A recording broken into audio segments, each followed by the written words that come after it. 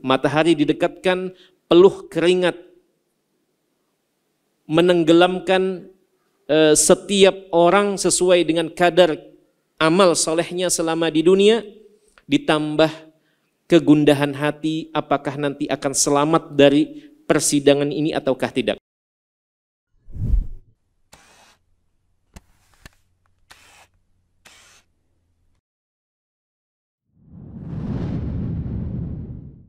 Assalamualaikum warahmatullahi wabarakatuh. Alhamdulillahilladzi bini'matihi tatimmus salihat.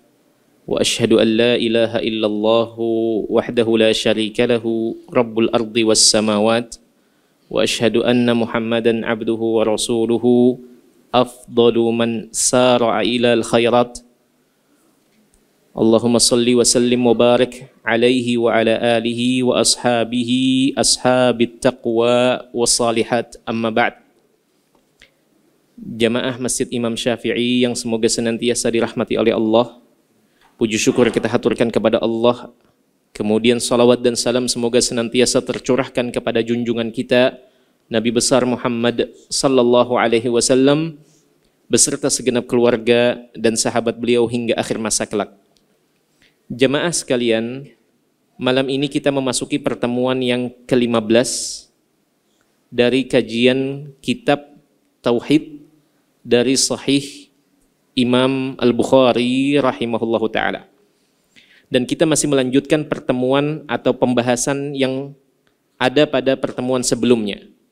Masih membahas bab firman Allah Ta'ala, lima khalaqtu biyadayya.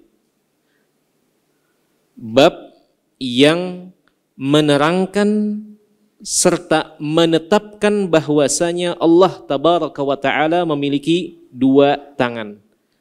Dan dua tangan Allah ini bagian dari sifat-sifat Allah yang wajib ditetapkan oleh kita semua sebagai hamba-hambanya, karena Allah sendiri yang menetapkannya, dan demikian pula Rasul utusannya yang terpercaya menetapkan hal itu bagi Allah tabaraka wa ta'ala. Baik jemaah sekalian yang dirahmati Allah, kita masih membahas dan mengulas hadis syafaat uzma, syafaat yang besar, di mana pada pertemuan sebelumnya kita telah mengambil sebagian dari hadis yang sangat panjang ini, di mana Nabi SAW menyampaikan bahwasanya Allah tabaraka wa ta'ala akan mengumpulkan dan menghimpun seluruh manusia di padang mahsyar. Kemudian sebagian orang, dalam hal ini orang-orang yang beriman, mereka berinisiatif.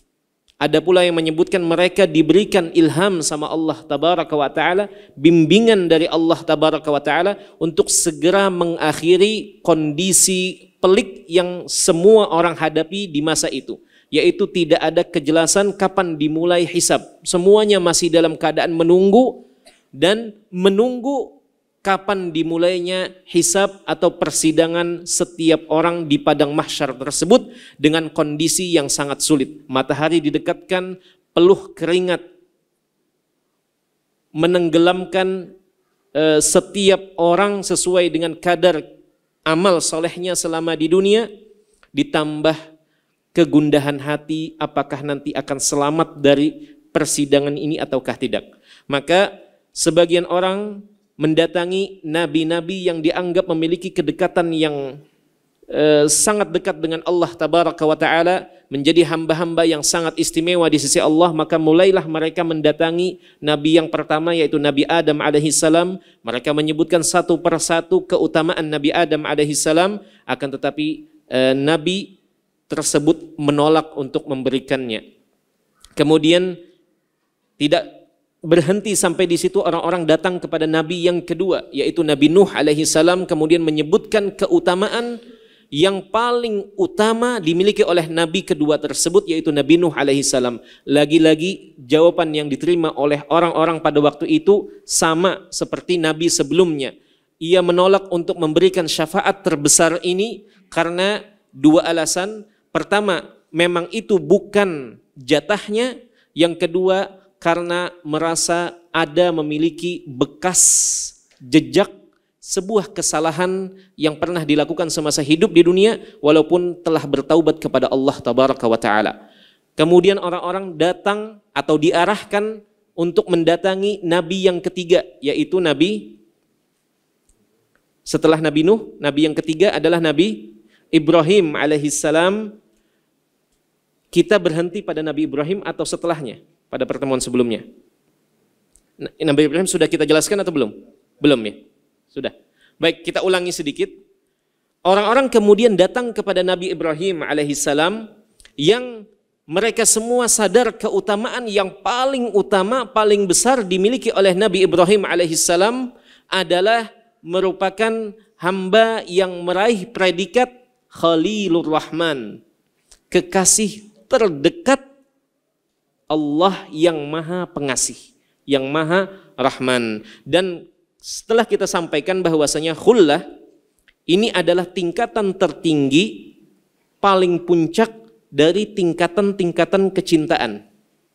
Dari tingkatan kecintaan, di mana kalau sudah khullah ini tidak menerima untuk menduakan, hanya fokus kepada yang dicintai ini saja, tidak menduakan atau membagi cinta tersebut kepada hal yang lain yang disukai. Karena orang bisa jadi cinta pada sesuatu atau hobi pada sesuatu, misal seorang ayah dia cinta kepada istrinya, tetapi juga ia kadang mencintai dan tentunya mencintai anak-anaknya. Tetapi kalau sudah khullah ini benar-benar cinta dan fokus kepada yang dicintai, maka Nabi Ibrahim dengan gelar atau predikat yang luar biasa ini, yang tidak diraih kecuali oleh atau tidak diberikan kecuali untuk dua orang dari seluruh umat manusia, yaitu beliau dan juga cucu beliau Nabi Muhammad sallallahu alaihi wasallam. Lagi-lagi orang-orang juga mendapatkan jawaban yang sama. Nabi Ibrahim alaihi salam menolak. Kita bacakan langsung. Fayatuna Ibrahim, maka orang-orang datang kepada Nabi Ibrahim. Fayaqulu lastu hunakum, bukan bagianku, aku tidak bisa memenuhi permintaan kalian. Wa yadhkuru lahum khatayahu allati asabaha. Kemudian Nabi Ibrahim menjelaskan alasannya, bahwasanya beliau pernah melakukan kesalahan, kekeliruan di masa hidup di dunia, dan itu membuat beliau dalam riwayat yang lain membuat beliau malu kepada Allah Ta'ala untuk meminta pada hari ini. Dalam riwayat yang lain, ada riwayat Abu Hurairah, ada riwayat Ibnu Abbas, ada riwayat ini adalah riwayat Anas bin Malik radhiyallahu ta'ala anhu.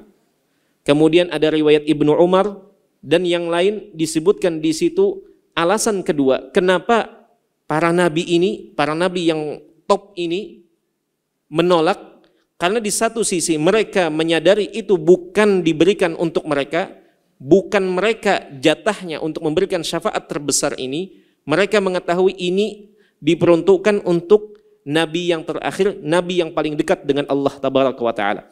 Yang kedua adalah karena mereka menyadari mereka tidak pantas karena pernah melakukan kesalahan. Padahal kata para ulama, kesalahan itu telah diampuni oleh Allah. Mereka telah bertaubat betul-betul kepada Allah. Jadi ada 3 alasan. Ini kami kumpulkan dari pendapat para ulama. Yang pertama, itu juga tidak bisa dikatakan sebagai murni dosa atau kesalahan. Yang dilakukan oleh para nabi ini, itu tidak sepenuhnya merupakan dosa, apalagi dihitung sebagai dosa besar.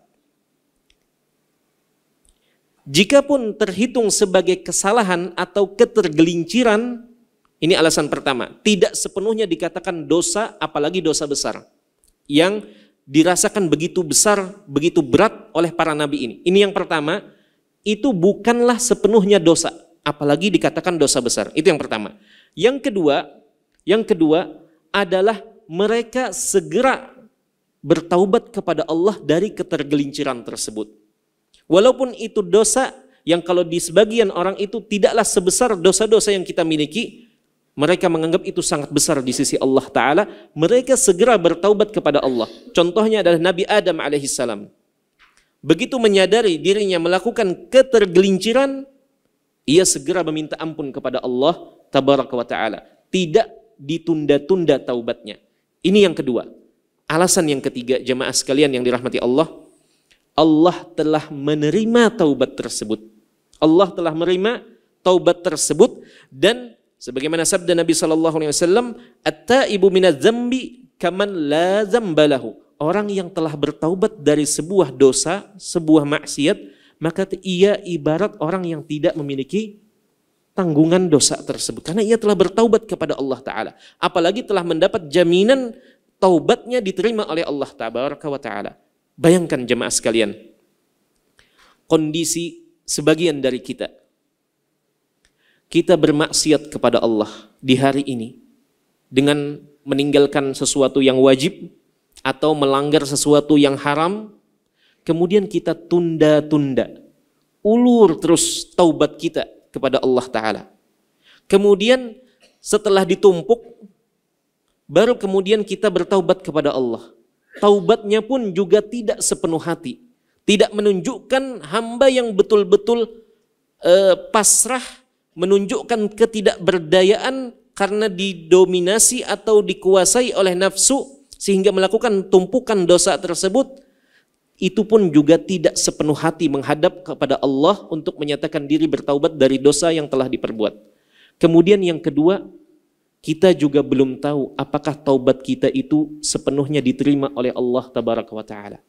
Namun lihat di sini, sebagian kondisi kita itu justru memang lisan tidak mengatakan dosa-dosa yang kita berbuat itu adalah dosa-dosa ringan, tetapi perilaku dan tindak tanduk kita yang menunda-nunda taubat, yang lisan kita menunda untuk beristighfar setiap harinya. Sementara Nabi SAW, orang yang disebutkan salah satu keutamaannya dalam hadis syafaat, orang yang telah diampuni dosa yang terdahulu maupun yang mendatang. Itu Nabi sebagaimana disebutkan dalam hadis yang lain di luar hadis syafaat ini, fa inni atubu ilallahi fil yaumi 70 marrah wa fi riwayatin 100 marrah. Aku bertaubat kepada Allah atau aku beristighfar kepada Allah dalam sehari, kata Nabi SAW, sebanyak berapa kali?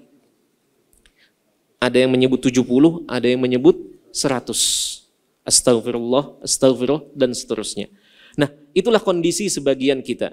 Memang sungguh, kalaulah bukan karena rahmat dari Allah Tabaraka wa Ta'ala, niscaya mungkin kita akan semakin bergelimang dengan tumpukan dosa tersebut.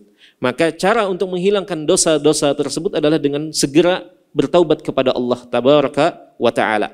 Baik, lihat di sini perbedaan antara para nabi yang menjadi nabi-nabi yang teratas ini dengan sebagian kondisi kita.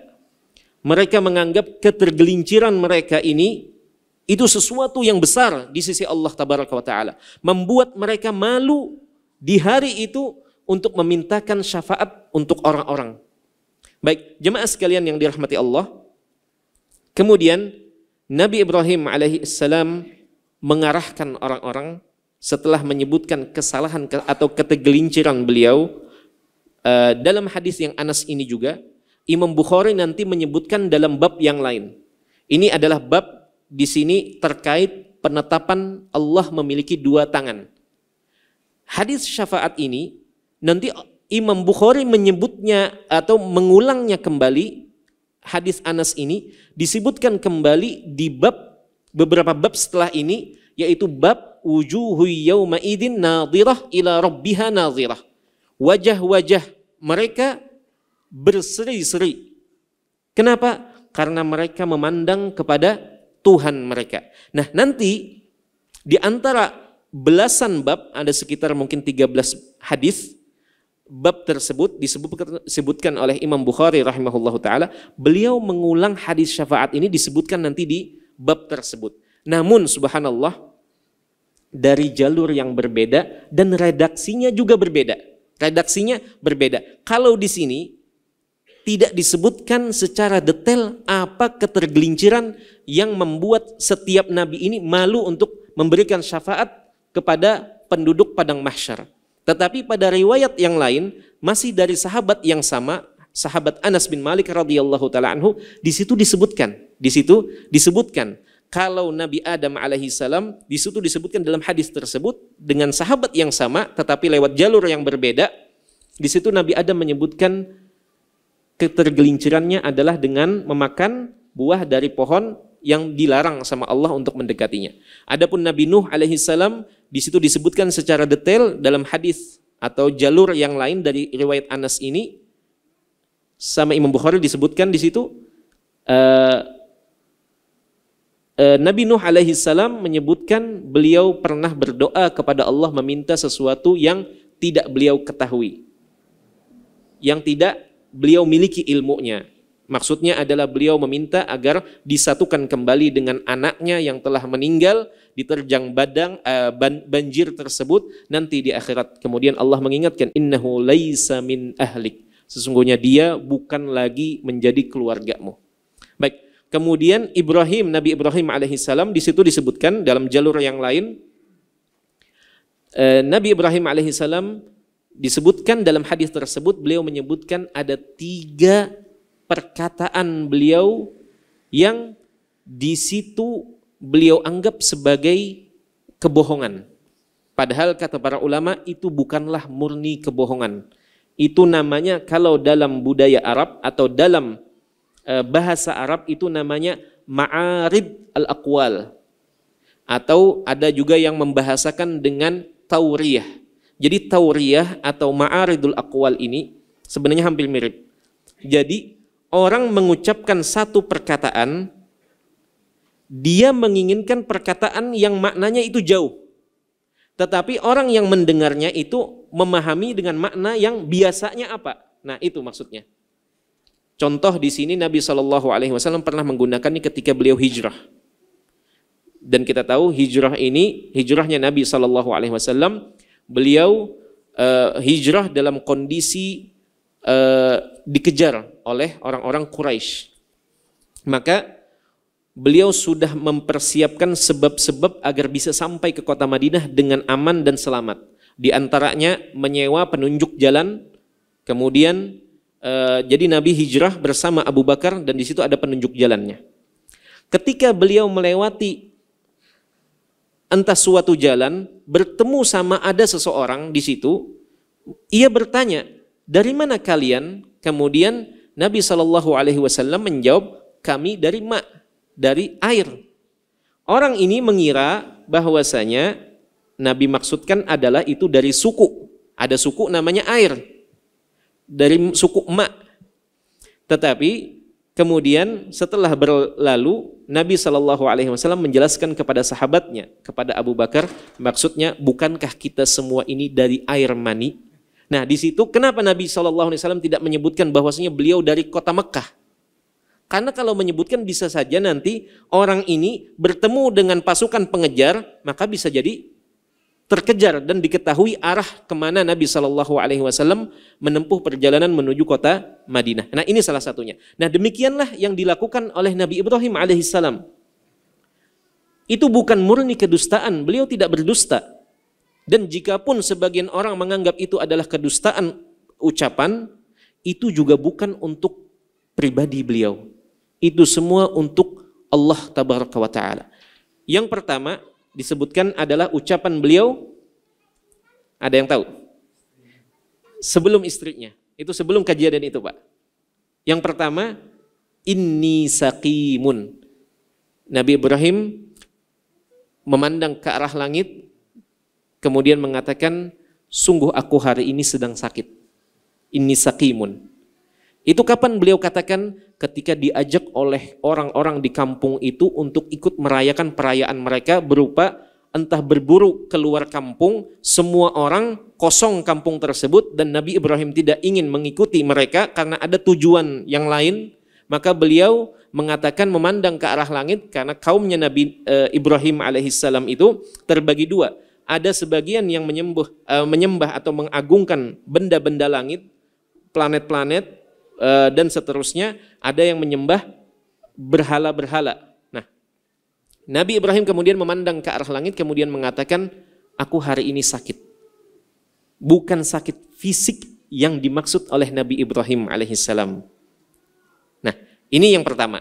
Kemudian yang kedua adalah Nabi Ibrahim alaihissalam pernah mengatakan ketika beliau berhasil menghancurkan seluruh patung berhala yang dimiliki oleh orang-orang di kampungnya, oleh kaumnya, dari yang terkecil sampai yang terbesar, kemudian disisakan yang paling besarnya, kemudian digantungkan kapak atau palu yang besar untuk menghancurkan tersebut, diletakkan di situ.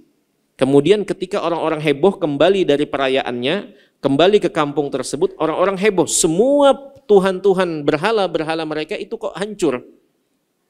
Tersisa yang paling besar. Kemudian ada yang mengatakan bahwasanya ada seseorang yang sebelum ini kedapatan dia pernah menjelek-jelekan Tuhan-Tuhan kita. Siapa dia? Dicari, ternyata itu adalah ketahuan yang pernah menjelek-jelekan Tuhan kita ini adalah namanya seorang pemuda namanya Ibrahim. Maka didatangkanlah dan diinterogasi. Ketika diinterogasi, Nabi Ibrahim alaihissalam mengatakan, bal fa'alahu kabiruhum hadza. Bukan aku yang melakukannya, tapi yang melakukannya adalah nih yang paling besarnya. Itu ada alat buktinya. Ada alat buktinya. Fas'aluhu. Maka tanyakan sendiri, kalian coba tanyakan kepada yang paling besar itu. Kalau memang dia bisa berbicara, maka kaum Nabi Ibrahim alaihissalam di sini terdiam, tidak bisa melakukan pembelaan terhadap apa yang dikemukakan oleh Nabi Ibrahim alaihissalam. Dan jelas ini yang melakukan sebenarnya adalah siapa? Nabi Ibrahim alaihissalam. Tetapi beliau menyandarkan hal ini kepada yang paling besarnya. Ini yang kedua. Dan yang ketiga adalah ketika Nabi Ibrahim bersama istri beliau yaitu Sarah berkunjung ke sebuah negeri Mesir yang di situ ada penguasa atau raja yang doyan sekali terhadap wanita cantik. Dia kalau mendengar ada wanita cantik masuk ke negerinya, maka ia segera perintahkan pasukannya untuk segera menghadirkan wanita itu ke istananya. Kalau bersama wanita ini ada laki-laki yang lain atau laki-laki yang membersamai wanita ini, dilihat kalau ia suaminya maka segera dibunuh suaminya. Kalau bukan suaminya maka dibiarkan hidup. Artinya tidak masalah. Nah, di situ Nabi Ibrahim alaihissalam berpesan kepada istrinya, kalau nanti kita semua, kita berdua ini ditangkap dan didatangkan ke istana, kemudian kamu ditanya, maka katakan kamu ini adalah saudari perempuanku. Karena di atas muka bumi ini tidak ada yang beriman selain aku dan engkau. Kata Nabi Ibrahim alaihissalam. Nah, ini tiga perkataan yang secara zahirnya dikatakan sebagai kebohongan atau kedustaan. Walaupun ini bukan sepenuhnya kedustaan. Ini bukan sepenuhnya kedustaan. Tiga-tiganya untuk agama Allah tabaraka wa taala. Makanya kata Nabi SAW dalam hadis Abu Hurairah ketika menjelaskan tiga hal ini, dua untuk Allah tabaraka wa taala, satunya yaitu mengatakan kepada istrinya agar istrinya mengatakan ini adalah saudari perempuanku, ini adalah untuk diri beliau sendiri. Dua untuk Allah tabaraka wa taala, dan tidak sepenuhnya dikatakan itu adalah kedustaan. Tidak sepenuhnya itu dikatakan kedustaan. Maka jemaah sekalian yang dirahmati Allah, dan Nabi Ibrahim alaihissalam tidaklah mencapai predikat sebagai kekasih terdekat Allah tabaraka wa taala, melainkan Nabi Ibrahim telah meminta taubat kepada Allah tabaraka wa taala atas segala ketergelinciran tersebut, jika memang itu disebut sebagai ketergelinciran. Maka Nabi Ibrahim mengatakan, aku tidak mampu atau tidak sanggup untuk memberikan syafaat yang paling besar ini, cobalah pergi kepada Musa alaihissalam. Maka mereka datanglah kepada Nabi Musa alaihissalam, kemudian mereka menyebutkan satu persatu apa saja keistimewaan Nabi Musa. Di sini kalau di hadis Anas dari jalur yang pertama ini, Imam Bukhari menyebutkan yang menyebutkan keistimewaan atau keutamaan Nabi Musa ini adalah Nabi Ibrahim itu sendiri atau Nabi sebelumnya. Jadi Nabi Ibrahim menyebutkan keutamaan Nabi yang selanjutnya. Kata Nabi Ibrahim, coba kalian datangi Nabi Musa. Dia itu abdan atahullahu taurata wa kallamahu taklima. Ini adalah seorang hamba yang luar biasa. Kata Nabi Ibrahim alaihissalam, coba kalian datangi hamba yang Allah memberikannya Taurat, kitab suci Taurat, dan Allah mengajak bicara Nabi Adam alaihissalam, mengajak bicara langsung Nabi Adam alaihissalam. Coba kalian datangi Nabi Musa ini bukan Nabi sembarangan. Maka datanglah fayatuna Musa, orang-orang datang segera mencari Nabi Musa dan menemukannya, kemudian meminta kepadanya. Lagi-lagi Nabi Musa alaihissalam mengatakan, lastu hunakum, aku bukan yang memiliki syafaat ini. Wa yadhkuru lahum khati'atahu allati asabaha, dan kemudian Nabi Musa menyebutkan alasannya. Ia merasa punya tanggungan kesalahan yang dulu pernah dilakukannya. Dalam hadis ini, hadis Anas yang jalur pertama ini tidak disebutkan. Tetapi pada bab yang nanti kita akan ambil sama-sama insyaallah ta'ala. Semoga Allah memanjangkan usia kita dalam kebaikan. Di hadis Anas, hadis syafaat ini juga, di jalur yang kedua, di situ disebutkan apa yang dimaksud oleh Nabi Musa alaihissalam.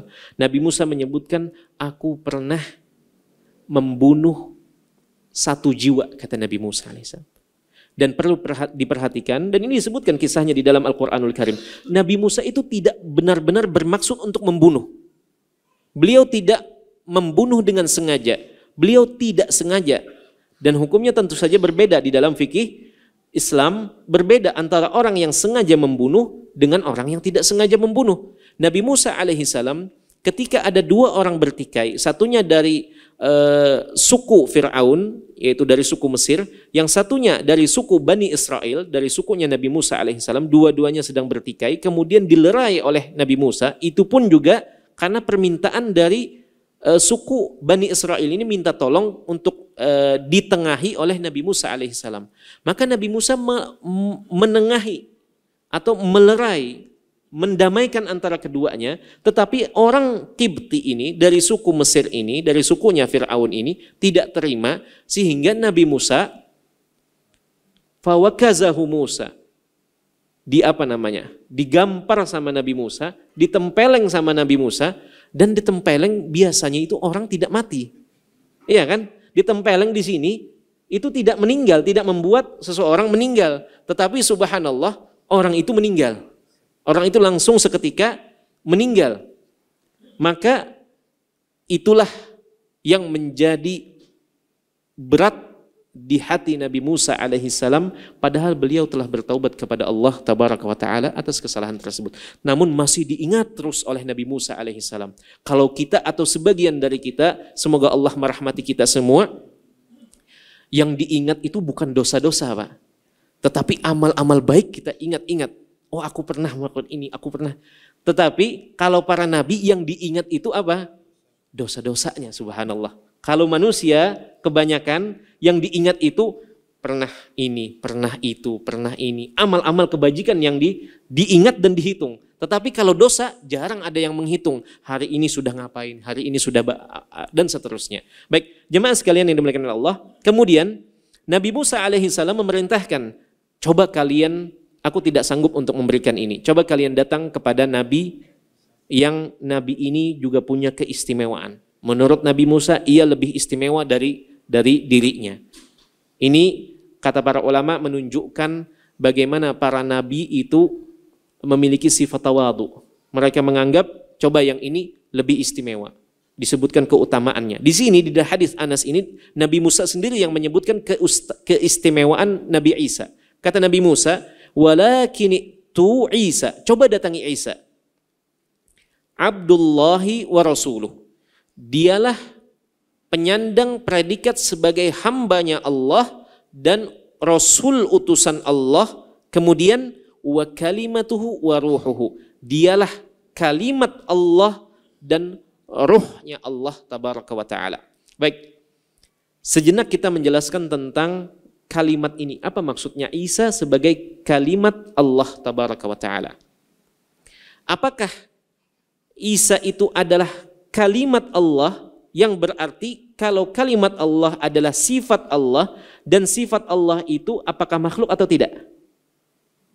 Sifat Allah bukan makhluk, perkataan Allah bukan makhluk, dan Al-Quran itu bukan makhluk karena sifat Allah tabaraka wa ta'ala. Nah, sekarang apa maksud dari kalimatullah? kalimatnya Allah atau perkataannya Allah. Maksudnya kata para ulama, nah ini pentingnya kita merujuk kepada perkataan para ulama. Bukan menerjemahkan langsung hadisnya ini langsung kita terjemahkan karena bisa jadi tergelincir kita.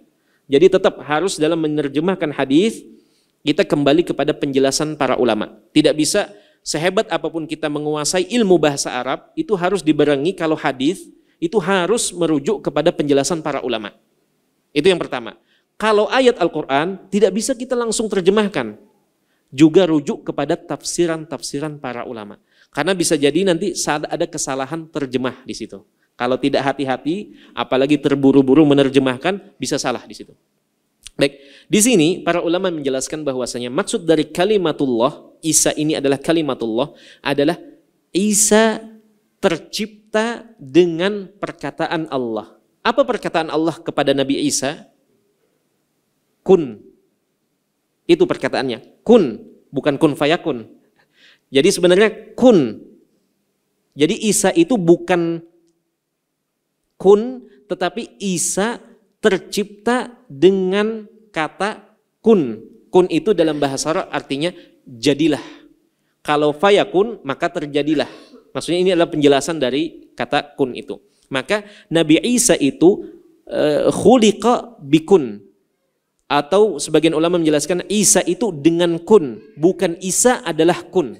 Nah ini maksudnya. Ini maksud dari penjelasan para ulama rahimahumullahu ta'ala. Kemudian waruhuhu, dan roh. Apakah Isa adalah rohnya Allah tabaraka wa ta'ala? Hasya wa kalla. Tidak. Sama sekali bukan maksudnya. Isa itu Allah tabaraka wa ta'ala memberikan ruh sebagaimana kita semua punya ruh masing-masing ini. Ruhnya Nabi Isa dibawakan oleh Nabi Jibril alaihi salam langsung, makanya dikatakan ruh. Ruhnya Allah tabaraka wa ta'ala. Karena istimewa. Jadi Allah memberikan ruh Isa ini, Nabi Isa ini kepada Jibril langsung, kemudian Jibril alaihi salam membawakan kepada Maryam, ibunda Nabi Isa alaihi salam, yang waktu itu masih seorang gadis, tidak disentuh dan tidak mengenal, memiliki hubungan sedikit pun dengan laki-laki asing. Dibawakan dan ditiupkan kepada ibunda Nabi Isa, Maryam. Kemudian ada ini diambil dari beberapa buku sejarah seperti Bidayah wan Nihayah dan yang lainnya.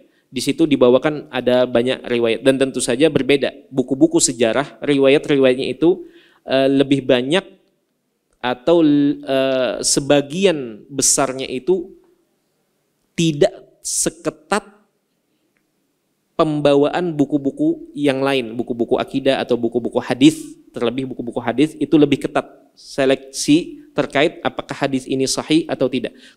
Tetapi kalau dalam buku-buku sejarah itu dikumpulkan, yang penting dikumpulkan. Nah, sebagiannya itu ada yang riwayatnya lemah, sebagian ada yang valid. Nah, disebutkan bahwasanya roh ini ditiupkan di sela-sela baju Maryam binti Imran. Baik, jemaah sekalian yang dirahmati Allah, tetapi ini berasal dari buku-buku sejarah atau tarikh. Baik, kemudian ini maksud dari Isa kalimatullah wa ruhuhu. Kenapa dinamakan, diistimewakan sebagai ruh? Padahal semua dari kita juga memiliki ruh. Jadi di dalam diri kita ini ada ruh. Tetapi kenapa Nabi Isa diistimewakan? Karena Nabi Isa alaihi salam itu tercipta dengan kalimat atau dengan perkataan kun dan juga tidak melalui proses kauni yang terjadi di alam semesta. Apa maksud proses kauni? Proses kauni ini, jemaah sekalian yang dirahmati Allah, kita semua ini tercipta melalui pertemuan dari ayah dan ibu kita. Melalui ayah dan ibu kita. Tetapi Nabi Isa alaihi salam itu berbeda, spesial. Tercipta tanpa ayah. tanpa proses kauni ini. Tanpa proses kauni. Kalau kita semua itu melalui proses kauni. Bertemunya sel sperma dengan sel telur ya, bertemu. Tetapi Nabi Isa alaihissalam tercipta begitu saja tanpa ayah dengan ibu. Ada juga manusia yang tercipta tanpa ayah dan tanpa ibu, yaitu Nabi Adam alaihi assalam. Selain itu, semuanya mengalami atau menjalani proses kauni tersebut, terlahirnya atau terciptanya di dunia. Baik jemaah sekalian yang dirahmati Allah, kemudian orang-orang pun mendatangi Nabi Isa yang direkomendasikan oleh Nabi Musa alaihissalam. Lagi-lagi Nabi Isa di sini mengatakan fayaqulu lastu hunakum, bukan bagianku, bukan jatahku, kata Nabi Isa. Dan di sini dan di riwayat-riwayat yang lain Nabi Isa tidak menyebutkan atau tidak disebutkan apakah Nabi Isa menyebutkan kesalahan atau tidak di sini. Hanya beliau langsung menyebutkan dan merekomendasikan, coba kalian datangi Muhammad, kata Nabi Isa alaihissalam. Nah, sebagian ulama ketika mensyarah dan menjelaskan hadis ini, kenapa di banyak hadis, jadi dalam beberapa riwayat hadis syafaat ini tidak disebutkan ketergelinciran Nabi Isa. Sebagian ada yang coba menelitinya dan mengambil kesimpulan bahwasanya kenapa Nabi Isa tidak menyebutkan apa-apa tentang dirinya berbanding terbalik dengan nabi-nabi sebelumnya. Para ulama menyebutkan bahwasanya di sini karena antara Nabi Isa dengan Nabi Muhammad itu tidak ada lagi nabi yang lain. Maka beliau ingin segera mengarahkan orang-orang agar segera langsung datang kepada Nabi Muhammad SAW, pemilik syafaat uzma ini. Syafaat yang paling agung ini. Beliau tidak ingin menunda-nunda barang sepersekian detik pun agar orang-orang segera datangi Nabi Muhammad SAW. Baik, makanya Nabi SAW atau Nabi Isa alaihissalam segera merekomendasikan orang-orang agar mendatangi Nabi Muhammad dengan mengatakan walakin itu Muhammadan sallallahu alaihi wasallam abdan ghufira lahu ma taqaddama min dzambihi wa ma ta'akhkhar. Segera kalian datangi Muhammad sallallahu alaihi wasallam, ia ini adalah seorang hamba yang telah diampuni dosa yang terdahulu maupun dosa yang berikutnya. Artinya Allah tidak akan marah kepada Nabi Muhammad sallallahu alaihi wasallam karena ia telah mendapat jaminan ampunan dari Allah atas dosa yang telah dilakukan maupun yang belum dilakukan. Coba kalian datangi Nabi Muhammad SAW. Adapun para nabi yang lain, mereka takut itu menjadi kesalahan.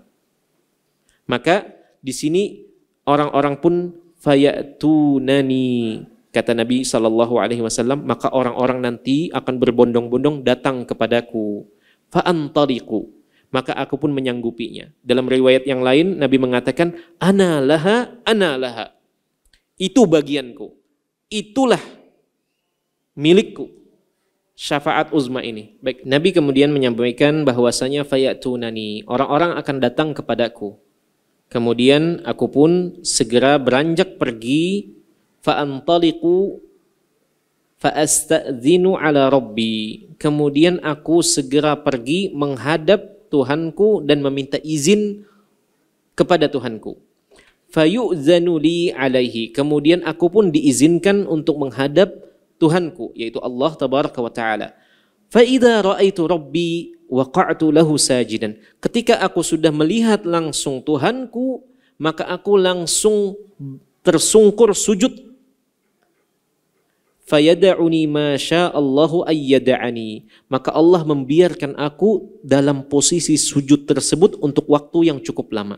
Untuk waktu yang cukup lama. Dan aku pun tidak berani mengangkat kepalaku sampai diizinkan untuk mengangkat kepala. Lihat di sini bagaimana Nabi SAW walaupun sebagai hamba yang paling dekat dengan Allah, namun ingat Nabi juga hamba yang paling tahu keagungan Allah tabaraka wa ta'ala. Tidak seperti sebagian orang yang menganggap cukup minta syafaat kepada Nabi SAW karena Nabi sendiri sudah dikasih syafaat itu. Tidak.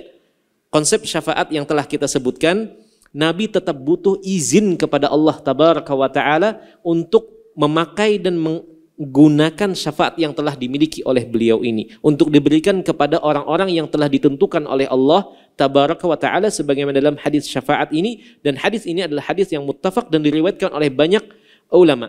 Baik jemaah sekalian yang dirahmati Allah, dalam kondisi sujud tersebut Allah membiarkanku dalam posisi tersebut sampai kemudian dikatakan kepadaku, summa yuqalu li irfa Muhammad, wahai Muhammad angkat kepalamu, wa qul yusma, katakan apa yang kau inginkan maka engkau akan didengar, wasal tu'ta, dan utarakan, silakan utarakan permintaanmu, tu'tah, maka engkau akan diberikan apa yang kau mau, washfa' tushaffa, silahkan mintalah syafaat, engkau akan dikasih izin untuk memberi syafaat. Fa ahmadu rabbi bimahamida 'allamaniha, maka aku pun segera memuji-muji Allah Tabaraka wa Ta'ala dengan puji-pujian yang Allah yang mengajariku untuk memujinya dengan pujian-pujian tersebut.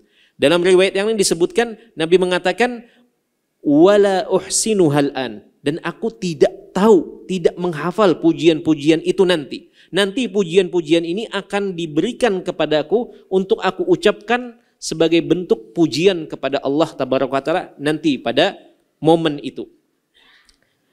Summa syfa', kemudian silahkan, atau summa ashfa'u, kemudian aku meminta untuk diberikan izin syafaat, fayahuddu li haddan fa udkhiluhumul jannah, kemudian Allah menetapkan batas, ini jumlah atau ini kriteria yang engkau berikan syafaat, maka aku pun memasukkan orang-orang yang telah ditetapkan kriterianya ini, maka aku masukkan mereka ke dalam surga. Ada sesuatu yang aneh tidak? Ada yang bisa menangkap enggak? Antara kisah di awal hadis dengan sampai hadis tadi. Ada sesuatu yang enggak, seperti tidak sinkron, ada tidak mengalir alurnya. Ada atau tidak? Nah, ini. Coba kita kembali ke alur pertama hadis ini. Coba di sini perhatikan, dan memang hadis Anas ini, Bapak Ibu yang dimuliakan oleh Allah, jemaah sekalian, ini memang adalah hadis yang ketika kami menjadikan bahan penelitian waktu menyusun tesis dari sejumlah riwayat yang ada dari sahabat-sahabat yang lain, ini hadis Anas ini adalah hadis yang paling sulit. Kenapa dikatakan paling sulit? Karena selain jalurnya itu banyak, dari Anas ini jalurnya banyak, lafadznya itu beda-beda, padahal sahabatnya sama. Kemudian sebagiannya itu ada yang valid, ada yang tidak berdasarkan jalur-jalurnya. Kemudian di dalam hadis Anas ini ada seperti sesuatu yang loncat. Bisa diperhatikan. Coba di sini kita ulangi alur pertama. Alur pertama, orang-orang sedang di padang mahsyar. Mereka mencari nabi yang mampu menghadap Allah untuk meminta kepada Allah, berdoa kepada Allah agar Allah berkenan untuk memulai apa? Persidangan hisab ini. Tetapi sampai yang tadi kita bacakan, kok tiba-tiba Nabi SAW memberikan syafaat, setelah diberikan izin untuk memberikan syafaat, langsung memberikan syafaat kepada orang-orang untuk masuk ke dalam surga. Bisa diperhatikan di sini, alurnya itu ada yang terpotong. Nah, para ulama menyebutkan di sini hadis Anas ini terdapat hazfun wa ikhtisar. Ada penghapusan dan juga ada pemendekan atau peringkasan. Alurnya itu sebenarnya lebih panjang. Dari mana kita tahunya alurnya lebih panjang? Dari riwayat-riwayat yang lain. Nah, itulah pentingnya untuk memahami sebuah masalah itu dibutuhkan banyak hadis dikumpulkan, dan subhanallah dan ini menjadi keistimewaan agama kita dan keistimewaan umat Islam. Apa saja yang disampaikan oleh Nabi Shallallahu Alaihi Wasallam itu sebagian besarnya didengar tidak hanya oleh 1-2 orang. Memang sebagian hadis itu ada yang hanya diriwayatkan dan disampaikan oleh 1-2 sahabat. Itu hanya dalam beberapa kasus, seperti di dalam rumah ataupun di dalam perjalanan dan seterusnya. Tetapi kebanyakannya hadis-hadis yang penting, terutama hadis-hadis tentang hari akhir, hadis-hadis tentang Allah tabaraka wa ta'ala, itu kebanyakan hadis-hadis yang mutawatir. Jika bukan mutawatir secara lafaz, mutawatir secara makna. Nah, termasuk hadis syafaat ini. Banyak yang mendengar dari Nabi SAW ketika beliau menceritakan dan menyampaikan hadis ini dari awal sampai akhir, dan hadisnya panjang. Dan banyak yang menangkap. Para sahabat banyak waktu itu mendengar. Nah, di dalam hadis Anas ini terdapat penyingkatan. Makanya alurnya langsung Nabi SAW begitu diizinkan memberikan syafaat, langsung memberikan syafaat ini kepada orang-orang yang telah berada di neraka untuk dikeluarkan dari neraka dengan syafaat beliau ini dan dimasukkan ke dalam surga. Padahal alur di bagian pertama, orang-orang sedang mencari siapa Nabi yang menghadap Allah untuk memberikan syafaat berupa Allah memulai persidangan setiap orang. Nah, kata para ulama, ini terdapat penyingkatan atau peringkasan di dalam hadis Anas ini. Dan para ulama tidak menjelaskan apakah penyingkatan ini berasal dari Anas radhiyallahu taala anhu sendiri, dari sahabat ini, atau dari orang yang setelahnya, dari Qatadah kah, atau dari tabi'in maksudnya, atau dari setelahnya atau setelahnya. Nah, ini dari mana kita mengetahuinya? Setelah mengumpulkan riwayat-riwayat yang ada dari sahabat-sahabat yang lain, ternyata di situ ada versi yang lebih lengkapnya. Maka di sini Nabi SAW alurnya itu langsung berpindah kepada pemberian syafaat kepada orang-orang yang telah masuk neraka dari kalangan orang-orang yang meninggal dalam keadaan beriman, tidak menyekutukan Allah dengan kesyirikan besar, atau dinamakan dengan usatul muwahhidin atau usatul mu'minin, orang-orang yang bermaksiat, memiliki tanggungan dosa besar dan dibersihkan dulu di dalam neraka, tetapi mereka masih memiliki keimanan. Begitu Nabi diizinkan, Nabi mengeluarkan ini. Tetapi sebenarnya sebelum itu Nabi SAW diizinkan untuk memberikan syafaat yang uzma. Syafaat uzma itu atau dikenal sebagai maqam mahmud. Maqam mahmud, maqam yang beliau dipuji oleh orang-orang, oleh penduduk mahsyar pada waktu itu. Kenapa beliau dipuji maqam mahmud ini? Karena beliaulah yang menghadap Allah meminta izin agar Allah memulai persidangan. Makanya orang-orang waktu itu memuji beliau. Kenapa? Berterima kasih. Karena mulai persidangan, artinya mulai jalan persidangan satu persatu. Waktu itu belum ada dimulai. Maka jemaah sekalian yang dirahmati Allah, makanya di sini ada peringkasan, ada pemotongan dari hadis ini karena mungkin Anas radhiyallahu taala anhu atau orang setelahnya mempersingkat hadis ini kepada syafaat yang lain, berpindah kepada syafaat yang lain. Jadi begitu Nabi diizinkan, Allah tabaraka wa taala memulai persidangan, kemudian setelah menyidang satu persatu setiap orang dan ditimbang baik itu amal solehnya, amal buruknya, atau orangnya, atau buku catatannya. Ada yang menyebutkan tiga-tiganya ditimbang di mizan, di timbangan nanti yang memiliki 2 daun timbangan. Maka kemudian setelah itu dibagikan buku-buku catatan amal kebaikan atau amal keburukan masing-masing agar kita dapat membuka sendiri bahwasanya apa yang tertuang itu tidak mengada-ada, apa yang tertuang itu memang murni apa yang kita lakukan. Kemudian setelah itu baru kemudian prosesnya tidak langsung ke surga atau neraka, tetapi prosesnya setelah itu orang-orang ke haud dulu. Itu selesai dari syafaat uzma, orang-orang ke haud. Haud itu artinya telaga. Telaga, masing-masing nabi punya telaga, dan telaga yang paling besar nanti itu adalah alhamdulillah kita menjadi bagian dari umat beliau, punya Nabi kita sallallahu alaihi wasallam. Semoga nanti kita semua yang ada dan duduk di majelis ilmu ini mendapatkan kesempatan untuk meneguk air dari telaga Nabi sallallahu alaihi wasallam nanti. Amin ya rabbal alamin.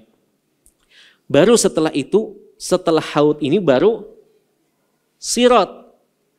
Nah, baru sirat ini nanti terbagi lagi orang-orang pada waktu itu, ada yang ditarik ke neraka, ada yang berhasil lewat tanpa luka, ada yang berhasil lewat dengan luka. Kemudian setelah itu baru nanti Nabi SAW memberikan syafaat yang nomor 2, urutan 2, yaitu meminta agar pintu surga itu dibukakan, karena pintu surga itu ditutup dan dijaga oleh malaikat dan diperintahkan untuk tidak membukakannya sebelum satu orang ini datang, yaitu Nabi Muhammad SAW. Maka itu syafaat kedua yang dimiliki oleh Nabi SAW, dan 2 syafaat ini adalah syafaat yang khusus atau eksklusif diberikan untuk Nabi SAW. Maka masuklah, atau sebelum itu ada kontorah, itu nanti dibahas. Masuklah orang-orang ke surga, dan yang terjatuh ke neraka itu adalah orang-orang yang beriman, yang amal solehnya tidak sebanyak amal amal buruknya tidak sebanyak amal solehnya. Nah, kemudian Nabi SAW menghadap Allah Tabaraka wa Ta'ala untuk kedua kalinya, meminta izin agar dapat memberikan syafaat kepada umatnya yang terjatuh ini, untuk pelaku-pelaku dosa besar yang tidak diampuni atau dimaafkan oleh Allah ketika persidangan. Karena ada yang dimaafkan oleh Allah Ta'ala dengan rahmat Allah, tidak jadi masuk neraka. Maka Nabi SAW meminta izin, kemudian Allah tetapkan batasannya, keluarkan orang yang punya keimanan sekian, beratnya sekian atau ukurannya sekian. Artinya sudah ditetapkan kriteria oleh Allah Tabaraka wa Ta'ala yang ukurannya sekian imannya. Maka Nabi pergi ke neraka, mengeluarkan mereka dari neraka dan memasukkan ke dalam surga. Kemudian Nabi menghadap lagi kepada Allah Ta'ala, meminta izin lagi, sujud lagi sampai diizinkan untuk angkat kepala, kemudian menyampaikan keinginannya, yaitu untuk memberikan syafaat kepada umatnya. Kemudian dikatakan oleh Allah Tabaraka wa Ta'ala, keluarkan orang yang punya keimanan seberat biji burrah. Burrah itu gandum coklat atau gandum yang sudah kering. Kalau sebelumnya biji gandum yang masih basah. Artinya lebih ringan lagi, lebih kecil lagi. Yang tadi tidak masuk ke kriteria yang pertama. Maka Nabi mengeluarkan itu. Ternyata masih ada umat beliau yang keimanannya itu lebih kecil lagi, lebih mungil lagi dari yang ini, tidak masuk kriteria. Maka Nabi kembali menghadap kepada Allah Tabaraka wa Ta'ala, meminta izin, sujud lagi sampai diperkenankan untuk angkat kepala, kemudian mengutarakan keinginannya, kemudian dikasih izin dan ditetapkan kriterianya. Maka Nabi mengeluarkan di sini, ini kita sebutkan secara ringkasnya, sekira habis malam ini. Maka Nabi diberikan izin untuk mengeluarkan orang yang punya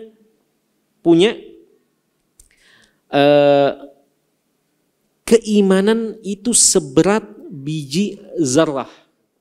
Nah, zarrah ini berbeda-beda penjelasan para ulama, yang jelas lebih kecil dari biji gandum yang coklat itu atau biji gandum yang kering. Artinya lebih kecil lagi. Akhirnya semua yang masuk kriteria ini dikeluarkan lewat syafaat Nabi SAW. Kemudian ternyata masih ada di dalam neraka itu umat beliau yang punya keimanan yang sangat-sangat kecil, hampir tidak berarti beratnya. Bahkan dikatakan orang yang hanya mengucapkan la ilaha illallah dan tidak melakukan amal kebaikan sedikit pun. Lam ya'mal khairan qat, tidak melakukan amal saleh sedikit pun. Tetapi para ulama di sini mengingatkan, maksudnya dari sedikit pun ini sama seperti kita disuruh baca Al-Quran 1 juz, kemudian kita hanya baca 1 ayat, 1 baris. Maka dalam budaya Arab ini dikatakan lam taqra qat, engkau ini tidak baca sama sekali. Disuruh baca 1 juz, hanya baca 1 baris. Disuruh bangun rumah, tetapi yang dibangun hanya mungkin palangnya saja misalkan. Maka dikatakan dalam budaya Arab, ini orang tidak melakukan apa-apa. Karena saking sedikitnya. Nah, demikian pula orang ini, orang yang terakhir ini, dikatakan tidak melakukan amal kebajikan sedikit pun. Ia melakukan amal kebajikan, tetapi karena saking sedikitnya, dianggap tidak ada. Dianggap tidak ada dalam budaya bangsa Arab ini. Maka kemudian Allah menolak syafaat yang terakhir ini. Nabi sudah datang 3 kali untuk mengeluarkan yang di dalam. Kalau yang pertama itu menghadap untuk memberikan syafaat uzma. Itu sudah selesai. Orang sudah terbagi, sudah masuk masing-masing. Nah, yang terakhir ini Nabi datang 3 kali. Yang terakhir ditolak sama Allah tabaraka wa taala.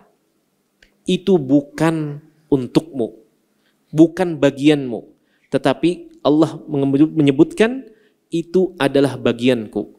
Aku sendiri yang akan mengeluarkan orang yang paling sedikit keimanannya ini, aku sendiri yang mengeluarkannya dengan rahmatku. Maka disebutkan syafa'atil nabiyyun wa syafa'al malaikatu wa syafa'al mu'minin atau syafa'al mu'minun. Para nabi sudah memberikan syafaatnya. Para malaikat sudah menghabiskan jatah syafaatnya. Orang-orang beriman sudah menyelesaikan syafaatnya. Dan tidak tersisa kecuali syafaat atau rahmat arhamur rahimin. Kata Nabi SAW. Tersisa adalah rahmatnya Allah yang maha pengasih. Maka Allah sendiri mengeluarkan orang ini, orang terakhir dari neraka ini, orang yang punya keimanan yang terakhir ini dikeluarkan dari neraka dan dimasukkan ke dalam surga. Itu bukan dengan syafaat siapapun, tetapi dengan rahmat Allah tabaraka wa ta'ala, dan ialah orang terakhir. Dan ada hadis tersendirinya terkait orang terakhir nanti dikeluarkan dari dalam neraka ini. Wallahu ta'ala alam, ini yang dapat disampaikan malam hari kali ini. Semoga menjadi tambahan ilmu yang bermanfaat bagi kita semua. Baik, sebelum kita tutup, di sini terakhir, di sini wama baqiya finnari illa man habasahul Qur'an. Sehingga yang tersisa setelah selesai itu semua proses syafaat, kemudian yang terakhir adalah rahmat Allah untuk orang yang paling kecil keimanannya. Yang tersisa di dalam hadis ini, dalam hadis Anas ini disebutkan tidak ada yang tersisa di neraka kecuali orang-orang yang tertahan oleh Al-Qur'anul Karim. Illa man habasahul Qur'an. Orang-orang yang terkurung oleh Al-Qur'anul Karim. Di sini maksudnya adalah wajaba alaihi al-khulud, dan wajib bagi mereka kekal di dalam neraka. Di dalam Al-Qur'anul Karim terdapat penegasan dan penetapan bahwasanya siapa orang yang kekal di dalam neraka? Bukan orang yang beriman. Orang beriman kalau masuk ke dalam neraka, maka itu sifatnya sementara. Entah itu sementaranya sekian bulan, sekian tahun, ribuan tahun, wallahu alam. Adapun yang kekal, sebagaimana disebutkan di dalam Al-Qur'anul Karim, itu adalah orang-orang kafirun, munafiqun, wa musyrikun. Itulah orang-orang yang kekal di dalam neraka. Adapun orang yang meninggal dalam keadaan memiliki iman, walaupun banyak melakukan dosa-dosa, sekalipun dosa besar, maka ketika ia menjalaninya di dalam neraka, maka tetap ia akan keluar suatu saat nanti, baik itu dengan syafaat orang yang memberikan syafaat di sini ataupun dengan rahmat dari Allah yang Maha Pengasih. Demikian apa yang dapat disampaikan terkait hadis Anas ini. Insyaallah pada pertemuan berikutnya kita akan berpindah kepada hadis yang lain. Semoga Allah panjangkan usia kita dalam kebaikan dan mudahkan kita untuk kembali berkumpul di masjid dari masjid-masjid Allah ini. Demikian, subhanakallahumma wa bihamdika asyhadu an la ilaha illa anta astaghfiruka wa atubu ilaik. Assalamualaikum warahmatullahi wabarakatuh. Terima kasih. Jazakumullah khairan wa barakallahu fikum. Video ini dibuat atas partisipasi dari donasi Anda. Semoga menjadi amal jariah bagi Anda semuanya.